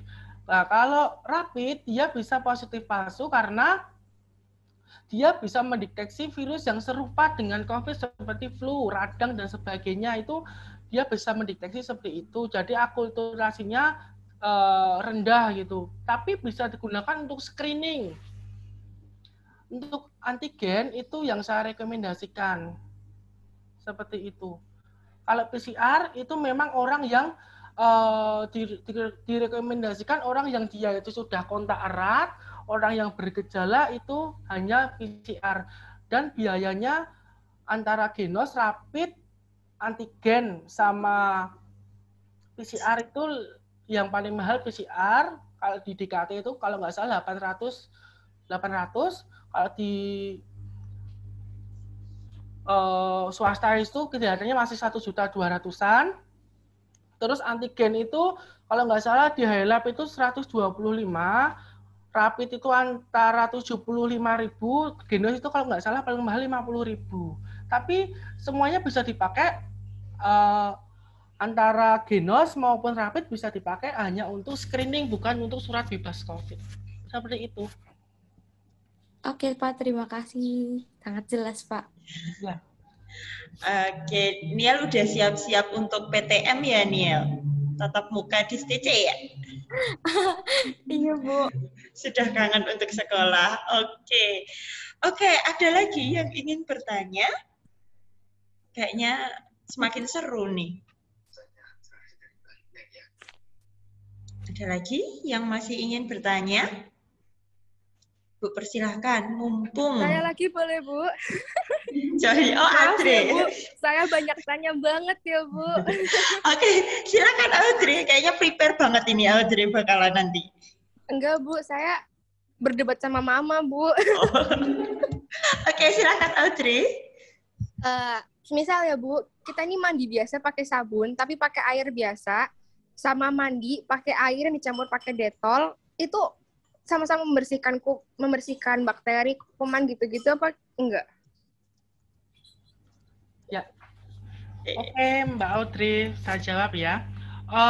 Untuk air yang dikasih desinfektan itu lebih hanya mematikan kuman yang ada di dalam air, Mbak. Kita kan nggak tahu ya, air itu ada kandungannya apa aja gitu ya, ada bakteri ada apa aja gitu. Jadi cairan detol atau cairan antiseptik yang kita tuangkan ke dalam air itu hanya untuk membunuh kuman yang ada di air tersebut, bukan di dalam badan. Nah, untuk sabun saya rekomendasikan itu hanya menggunakan sabun cair, bukan sabun batang. Kalau sabun batang ya sama saja, sabun batang nanti digunakan, misalnya saya menggunakan sabun batang atau sabun batang saya digunakan oleh bapak saya, itu kan sama saja gitu, nggih. Ada penumpukan gitu, ada pergantian walaupun itu bahan kimia gitu. Kalau menggunakan sabun cair itu kan hanya untuk satu orang gantian dan cairannya berbeda. Untuk cairan antiseptik, detol dan sebagainya kalau dituangkan ke air itu hanya membunuh kuman yang di dalam air, bukan yang di tubuh gitu. Kan kalau mandi pakai sabun cair itu kan lebih, kita bisa istilahnya itu yang kosokan itu lebih mantap kan, seperti itu. Okay. Terus Pak, mau tanya, kalau misal pakai detol dimasukin ke diffuser gitu, boleh nggak sih Pak sebenarnya? Masukkan ke apa Mbak? Di air diffuser gitu Pak.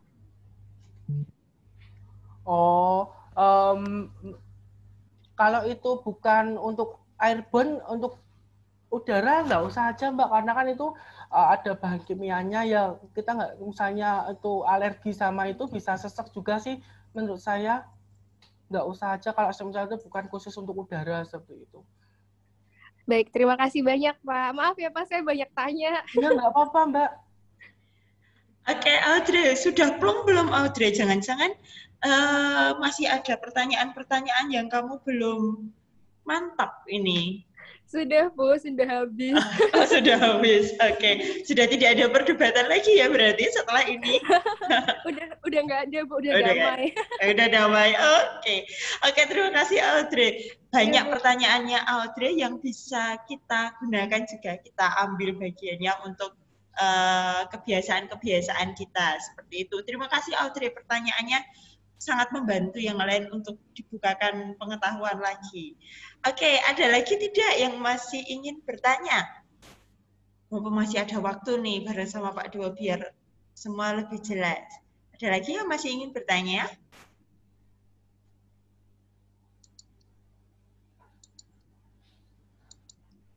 Sudah anteng-anteng ini. Apakah semua sudah jelas terkait apa yang sudah disampaikan oleh Pak Dewo, kemudian terkait apa juga yang teman-teman tadi tanyakan, kemudian apakah semua sudah terjawab dengan jelas?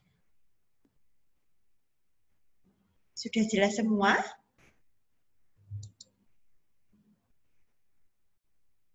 Pak, saya mau tanya dong yang terkait tes itu, Pak. Oke. Monggo siapa nggih? Dikta, Pak. Yang tes itu saya masih simpang siur sih. Maksudnya kan tadi Pak Dewa menjelaskan kalau lebih efektif yang antigen. Saya dengar sendiri dari dokter salah satu rumah sakit di Jogja ngomong kalau sebenarnya antigen sama genos ini sama aja, Mbak. Kayak 11-12 gitu loh. Jadi kalau ada yang minta tes antigen, sebenarnya kalau kita genos itu pun juga nggak apa-apa, karena sama-sama akuratnya katanya sama seperti itu. Jadi saya masih kayak bingung kenapa pada bilangnya tuh akuratan yang antigen, padahal si dokter ini bilang sama aja kok sama si genos. Jadi kalau menurut saya lebih baik antigen. Kenapa kalau kayak yang mau pergi-pergi ke bandara itu genos, sedangkan kalau nggak akurat kenapa masih diiniin ya? Toh kalau si genosnya ini positif tetap disuruh antigen gitu. Kenapa nggak langsung antigen sekalian aja kalau memang dia harus akurat yang si antigen? Ya, makasih Mbak Gita ya. Untuk genos sendiri itu hanya digunakan untuk screening, bukan untuk sebagai penegakan diagnosa COVID-19. Untuk antigen, ketika dia ini positif COVID-19, berarti otomatis biasanya PCR-nya juga positif. Untuk akulturasi genos itu memang sudah baik karena dia melalui riset, pengajian, dan lain sebagainya. Dan genos itu dia bisa mendeteksi virus corona ketika 1 jam sebelum tes itu puasa. Tidak makan, minum, tidak apa-apa. Maksudnya tidak makan, minum gitu. Terus yang antigen ini digunakan screening hanya untuk, dia digunakan untuk screening bisa, dan untuk penegakan diagnosa COVID-19 biasanya kalau antigen positif dilanjut PCR biasanya positif. Tapi untuk juknis atau peraturan dari Dinas Kesehatan dan sebagainya belum menyebutkan bahwasanya kalau antigen positif harus dilanjutkan PCR, itu belum ada peraturan yang menyebutkan kalau antigen positif itu sudah didiagnosa COVID, belum. Recording in progress. Tetapi kalau semisal antigen itu positif, dilanjutkan tes PCR. Nah, untuk genos sendiri, dia ini memang lebih murah, digunakan hanya untuk screening. Terus genos ini dia mendeteksi partikel virus yang dikeluarkan lewat nafas gitu, nggih. Jadi untuk akulturasi genos ini, saya kemarin membaca jurnal juga, itu akulturasinya memang dibawa dari antigen, Mbak. Jadi, tapi genos ini tidak bisa digunakan untuk diagnosa COVID-19. Jadi kalau misalnya antigen genos positif, Genos positif, dia puasa 1 jam positif memang diharuskan untuk antigen. Kan kalau semisal, kalau genos itu kan 50.000, kalau antigen memang dia lebih mahal sekitar 175.000. Kan kalau kita perjalanan kan memang membutuhkan screening ya untuk berpergian jauh ya, itu menggunakan genos. Karena kalau genos itu lebih murah, Mbak. Mungkin ketika orang itu hanya memiliki budget sedikit untuk berpergian, biasanya hanya menggunakan genos saja untuk screening gitu. Tapi kalau ingin mantapnya ya tetap menggunakan antigen, Mbak.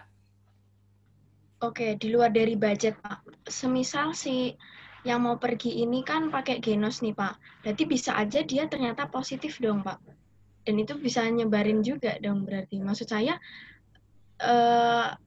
kalau si genos ini kan bisa saja positif si genosnya, tetap aja kan antigen.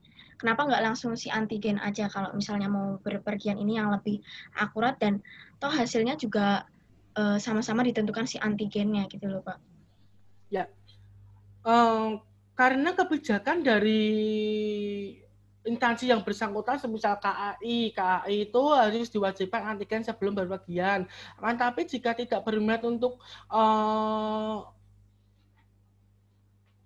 genos di KAI kan memiliki kebijakan untuk genos dulu sebelum berpergian. Tapi semisal dia tidak mau genos, dia langsung antigen, dia juga bisa kok, Mbak. Jadi tidak melulu untuk genos saja seperti itu. Genos hanya digunakan untuk screening. Kalau menurut Bapak gimana, Pak? Terkait yang kalau berpergian harus pakai genos itu tetap ya bisa mengurangi sih, Pak, tapi tidak membuat kemungkinan juga tidak menyebarkan kan, Pak? Karena si genos ini kalau dinyatakan hanya sebagai screening dan tetap bisa saja tiba-tiba positif kan ya, Pak? Menurut Bapak gimana, Pak? Lebih baiknya tuh antigen langsung atau daripada double-double keluar uang gitu loh, Pak, maksud saya. Ya, maksud. Kalau semisal antigen genos itu negatif, dimungkinkan antigen juga negatif. Tapi menurut saya lebih baik langsung antigen saja, karena masa berlaku antigen itu menurut peraturan gubernur DIY itu berlaku 3 hari, tapi kalau genos itu saya kurang tahu berlakunya berapa hari.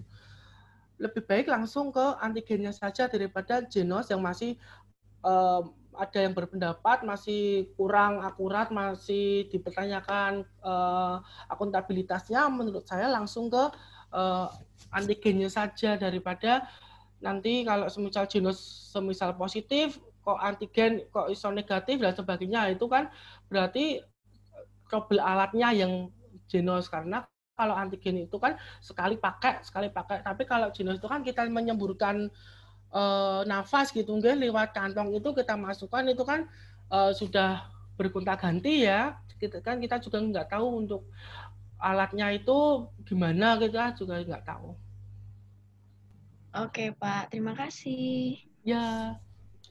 Lebih jelas Dikta, tetap lebih akurat untuk antigen seperti itu ya dibandingkan genos, walaupun genos itu adalah duplikatnya dari antigen seperti itu. Begitu. Oke, masih ada waktu kurang lebih 9 menit. Apakah masih ada yang ingin ditanyakan lagi?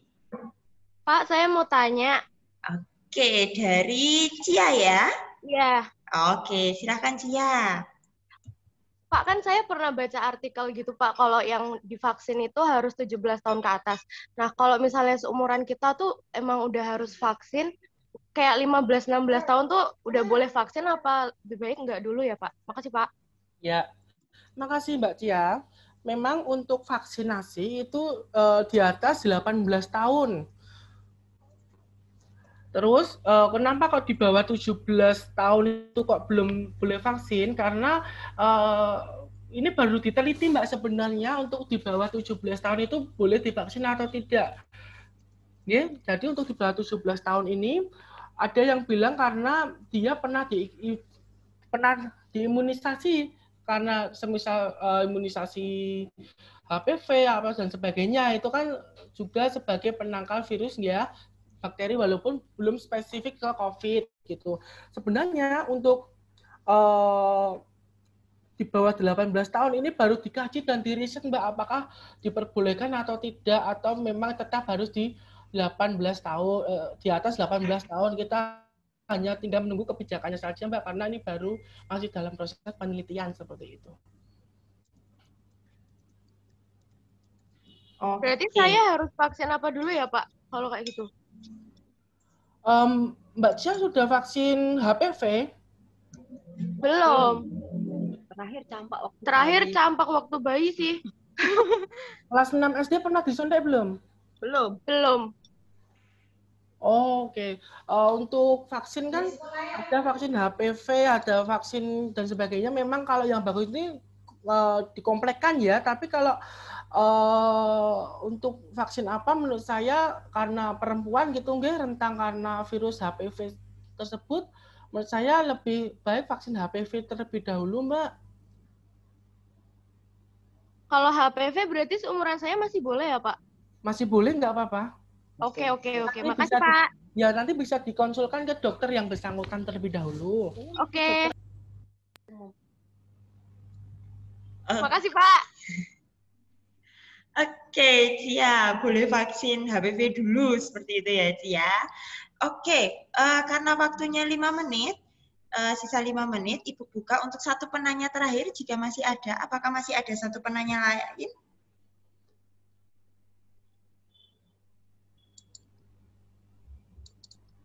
Atau sudah?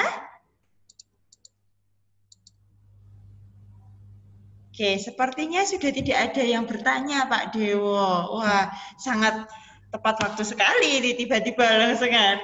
Tapi cukup aktif dari semua peserta, baik itu mengetahui persiapan terkait tatap muka, bagaimana teknis-teknis sederhana sebenarnya, hal sederhana yang kita lakukan, tetapi itu ternyata itu juga sumber dari penyebaran virus seperti itu. Seperti tadi yang ditanyakan kita terkait bagaimana meletakkan masker, kemudian bagaimana penggunaannya, kemudian tadi ada Audrey yang terkait bagaimana cara membersihkan HP atau barang-barang yang kita sentuh seperti itu.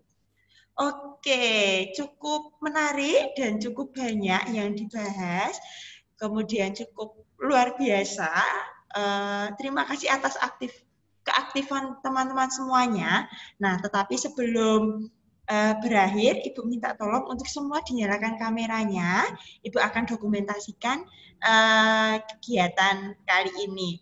Yang always dari tadi menyalakan kamera hanya beberapa ini. Oke, yuk silahkan dinyalakan dulu kameranya.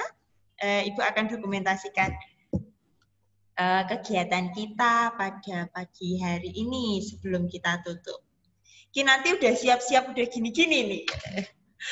Oke, yuk yang lain silahkan dinyalakan kameranya.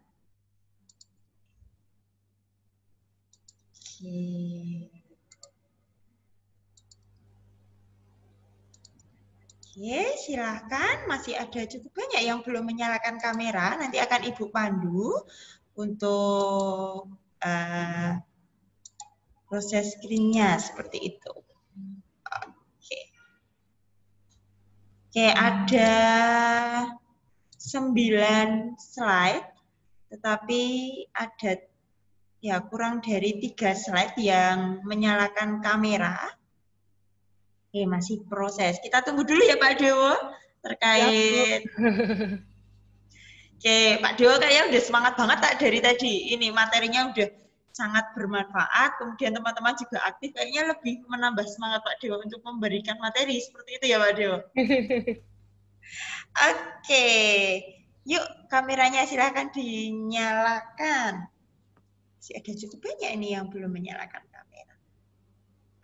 Oke, Ibu tidak tahu kalian nanti akan berada di slide keberapa, maka silahkan kalian persiapkan diri kalian mulai dari slide pertama sampai slide 9 begitu ya.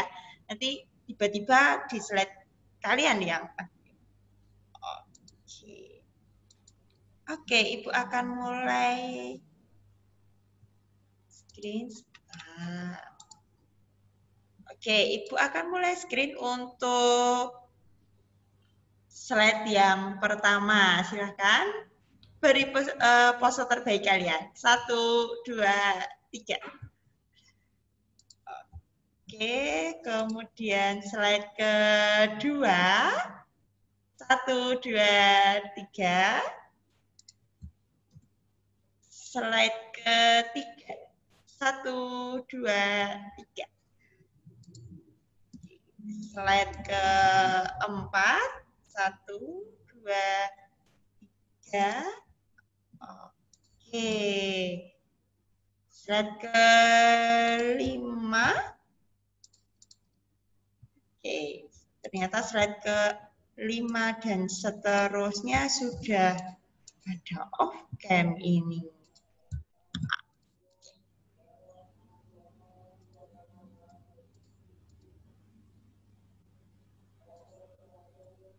Oke, sudah semuanya. Terima kasih atas kebersamaannya. Saya mengucapkan terima kasih kepada Pak Dewo atas informasi yang sangat luar biasa.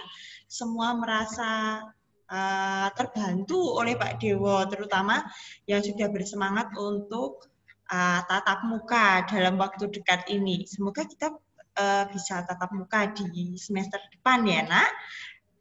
Sudah bosan belum di rumah, belajar dari rumah? Belum. Oh, belum bosan. Oke, masih menikmati belajar dari rumah? Masih, Bu. Oh, masih. Oke. Untuk mengucapkan terima kasih kepada Pak Dewo, yuk kita berikan reaction applause kepada Pak Dewo atas materi yang telah diberikan. Yuk, send applause ke Pak Dewo. Oke, terima kasih. Oke, Pak Dewo, kami dari SMA Stella Duce mengucapkan terima kasih karena Bapak sudah bersedia berbagi ilmu dan pengalaman terkait protokol kesehatan dan pola hidup sehat di era pandemi saat ini. Semoga nggak kapok ya Pak diundang sama STC lagi. Nggak, Bu. Ingin ketemu langsung sebenarnya karena protapnya yang sangat ketat ini, jadi harus online terus, rapat-rapat juga online. Semoga pandemi segera berlalu. Amin. Sehingga kita bisa bertemu tatap muka langsung dengan Pak Dewo, kemudian bisa diajarin langsung terkait bagaimana langkah-langkah seperti tadi 6 langkah untuk cuci tangan seperti itu. Oke, itu kemudian Ibu akan share. Ibu mengingatkan juga silakan untuk presensi di link yang sudah Ibu berikan ke teman-teman di live chat seperti itu. Kemudian Ibu akan kirim file atau materi yang sudah disampaikan oleh Pak Dewo. Oke, file sudah Ibu kirimkan lewat live chat. Silahkan bisa di-download. Tadi misalkan tadi ada beberapa gambar yang kurang jelas, kemudian ada langkah-langkah tadi. Silahkan kalian buka di PowerPoint yang sudah Ibu share berdasarkan dari Pak Dewa tadi. Seperti itu. Oke, untuk mengakhiri kegiatan kita pada siang hari ini, mari kita tutup kegiatan siang ini dengan berdoa. Doa akan Ibu pimpin secara Katolik. Marilah kita berdoa. Dalam nama Bapa, Putra, dan Roh Kudus. Amin. Selamat siang ya Bapa, puji dan syukur kami haturkan kepadamu. Engkau telah mendampingi kami dalam dinamika pada pagi hingga siang hari ini. Ya Bapa, terima kasih atas ilmu yang telah diberikan melalui Pak Dewo. Semoga ilmu-ilmu itu dapat bermanfaat bagi kami dan dapat menjadi sebuah kebiasaan baru bagi kami untuk menanggapi virus ini. Ya Tuhan, terima kasih atas penyertaan-Mu dalam dinamika kami pada hari ini. Sudilah Engkau memberkati kami dan menyertai kami dalam sikap dan tingkah laku kami serta kegiatan kami selanjutnya. Doa yang singkat dan jauh dari sempurna ini kami panjatkan dengan pengantaraan Yesus Tuhan kami. Amin. Bunda Elizabeth, doakanlah kami. Santo Carolus Borromeus, doakanlah kami. Bunda Maria Bintang Pembimbing, doakanlah kami. Amin. Dalam nama Bapa, Putra, dan Roh Kudus. Amin. Oke, terima kasih Pak Dewo atas kebersamaannya. Semoga tidak kapok, jika bisa diundang lagi. Terima kasih atas informasinya. Kemudian terima kasih kepada suster, Bapak, Ibu yang sudah mendampingi. Dan terutama kepada para Sri Kandi yang sudah aktif menanyakan banyak hal terkait persiapan tatap muka dan protokol kesehatan serta pola hidup sehat pada pagi ini.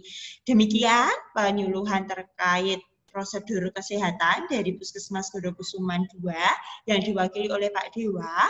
Semoga informasinya sangat bermanfaat bagi kalian. Itu mohon maaf jika Bu Nindi dalam mendampingi kalian dinamika ada kekurangan. Sampai ketemu di lain kesempatan. Tetap jaga kesehatan, patuhi 5M dan perbanyak minum air putih. Sampai ketemu di lain kesempatan semuanya. Sehat selalu. Terima kasih Pak Dewo. Terima kasih semuanya. Terima kasih Pak Dewa. Terima kasih Pak. Terima kasih Pak. Terima kasih Bu. Terima kasih Bu. Terima kasih, Pak. Terima kasih banyak. Sehat selalu ya. Yang sudah Terima bersedia. Terima kasih Suster Renata. Terima kasih Suster Yeti, Bu Nindi, Bu Ana, Sadat Pak Cahyo, Pak Dewa. Terima kasih Suster Yeti, Suster Renata. Terima kasih. Semoga teman-teman mempercayakan Puskesmas Godokusuman 2. Terus Mbak Terima kasih Mas Dewo. Salam untuk teman-teman di Puskesmas. Semoga sehat selalu. Terima kasih Pak Dewa. Izin pamit Ibu. Pamit ya. ya. Bisa, makasih.